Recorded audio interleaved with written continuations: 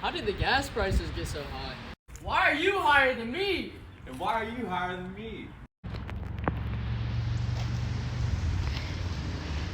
Here's your money, and there's your money. Hooray!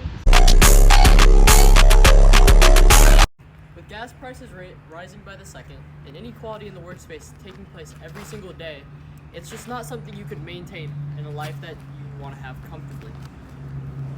Our party wants to strive to make sure better management in workspace to make sure everything happens fairly and to possibly open up more oil rigs or something like that to help lower gas prices. But we need your help with the vote. Who are you voting for? The Democans. The Democans. The Democans. The Democans. Oh my God, the gas prices are going down.